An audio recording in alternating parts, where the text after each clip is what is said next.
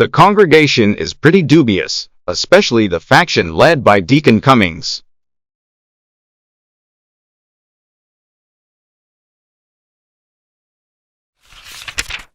It looks as though there was going to be an awful split in the church.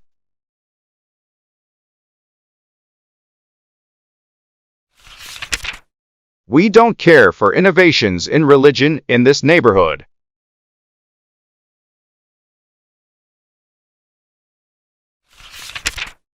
During our week of rain, I sat up in the attic and had an orgy of reading, Stevenson mostly.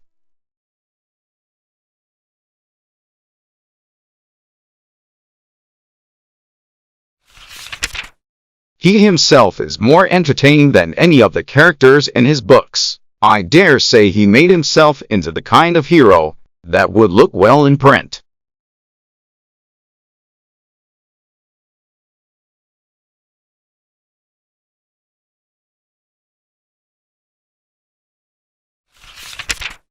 Don't you think it was perfect of him to spend all the $10,000 his father left for a yacht and go sailing off to the South Seas?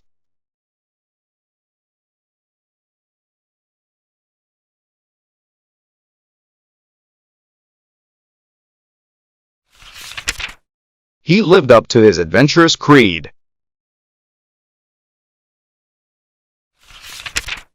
If my father had left me $10,000, I'd do it too.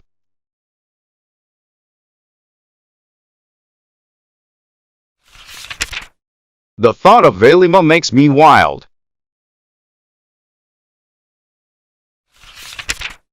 I want to see the tropics.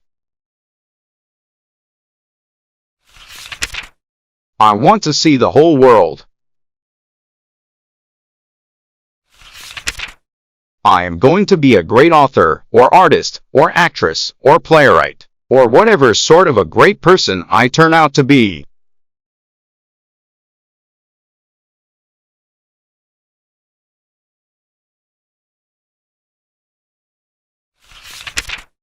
I have a terrible wanderthirst. The very sight of a map makes me want to put on my hat and take an umbrella and start.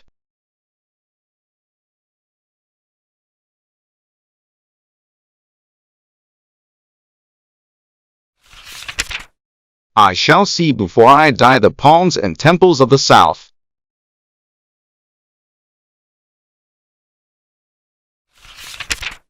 Thursday evening at twilight, sitting on the doorstep.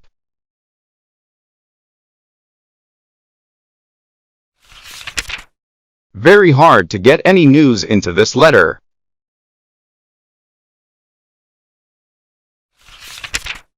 Judy is becoming so philosophical of late that she wishes to discourse largely of the world in general, instead of descending to the trivial details of daily life.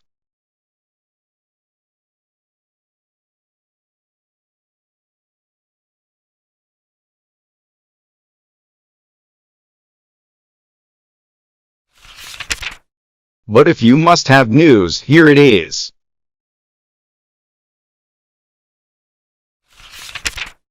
Our 9 young pigs waded across the brook and ran away last Tuesday, and only 8 came back.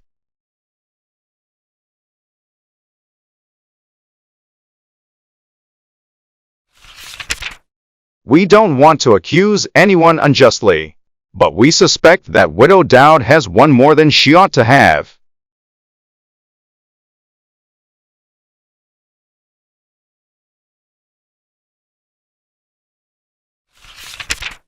Mr. Weaver has painted his barn and his 2 silos a bright pumpkin yellow, a very ugly color, but he says it will wear.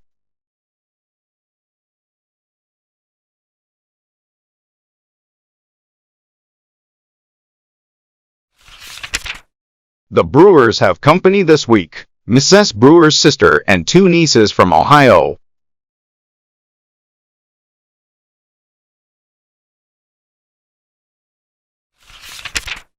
One of our Rhode Island Reds only brought off 3 chicks out of 15 eggs.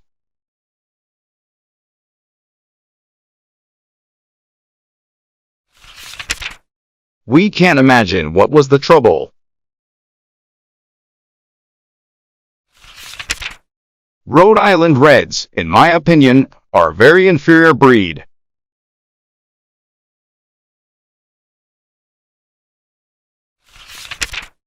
I prefer Buff Orpingtons. The new clerk in the post office at Bonnier Four Corners drank every drop of Jamaica ginger they had in stock, $7 worth, before he was discovered.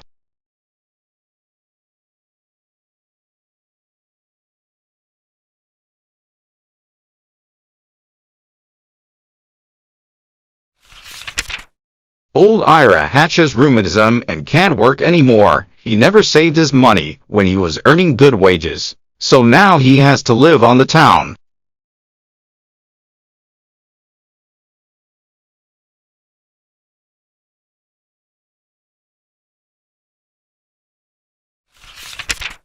There's to be an ice cream social at the schoolhouse next Saturday evening.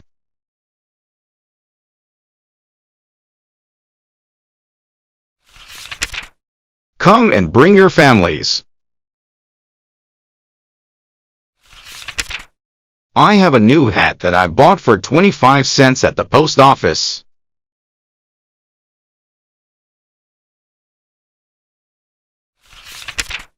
This is my latest portrait, on my way to rake the hay.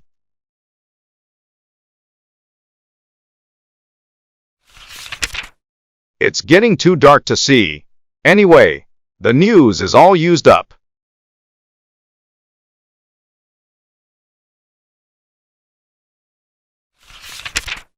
Good night, Judy.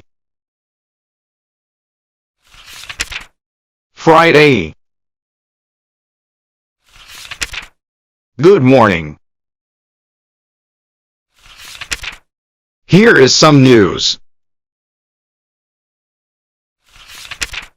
What do you think?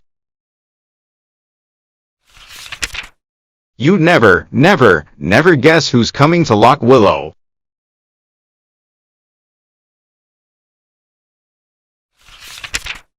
A letter to Mrs. Semple from Mr. Pendleton.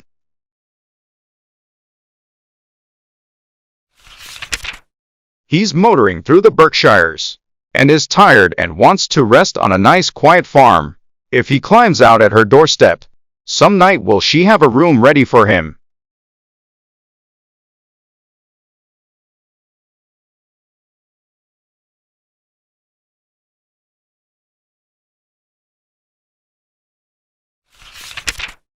Maybe he'll stay 1 week, or maybe 2, or maybe 3. He'll see how restful it is when he gets here.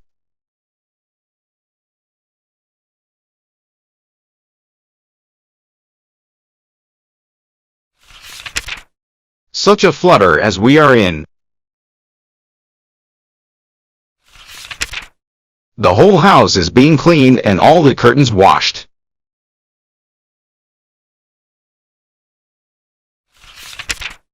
I am driving to the Corners this morning to get some new oilcloth for the entry, and 2 cans of brown floor paint for the hall and back stairs.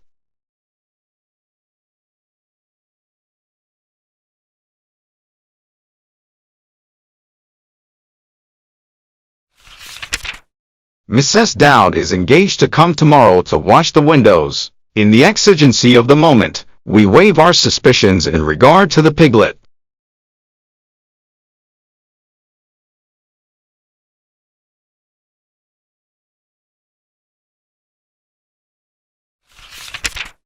You might think, from this account of our activities, that the house was not already immaculate, but I assure you it was.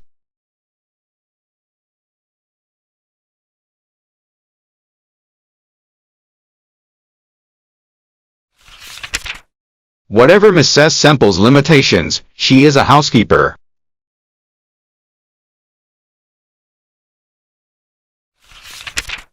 But isn't it just like a man, Daddy?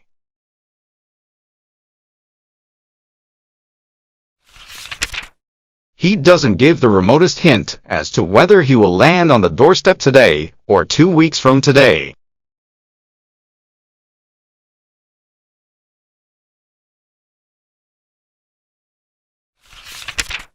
We shall live in a perpetual breathlessness until he comes. And if he doesn't hurry, the cleaning may all have to be done over again,